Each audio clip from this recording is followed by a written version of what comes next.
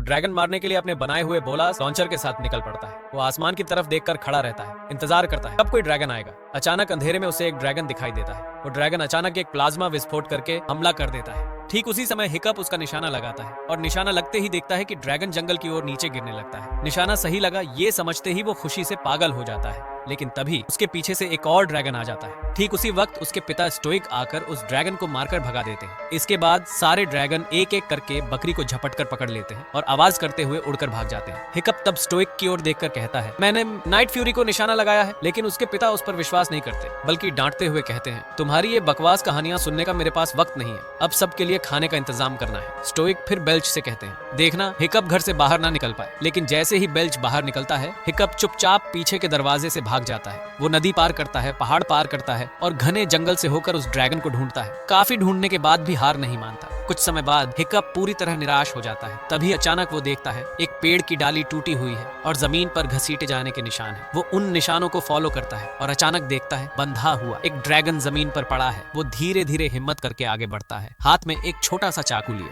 वो ड्रैगन को मारने के लिए उसकी ओर बढ़ता है। जैसे ही वो चाकू उठाकर ड्रैगन को मारने जाता है, उसी वक्त उसकी नजर ड्रैगन की आंखों पर पड़ती है। ड्रैगन की आंखें देखकर वो जैसे कुछ महसूस करता है, इसलिए वो हमला नहीं करता, चुपचाप पीछे मुड़कर चलने लगता है। कुछ कदम चलने के बाद वो रुक जाता है, फिर वापस आता है और ड्रैगन की रस्सियां काटकर उसे आजाद कर देता है। ड्रैगन एक झटके में खड़ा हो जाता है, हमले के इरादे से हिकअप की तरफ झपटता है, फिर जोर से एक दहाड़ मारकर उड़ जाता है। लेकिन हिकअप नोटिस करता है ड्रैगन ठीक से उड़ नहीं पा रहा। उड़ान की चाल थोड़ी अजीब है, जैसे कुछ गड़बड़ है।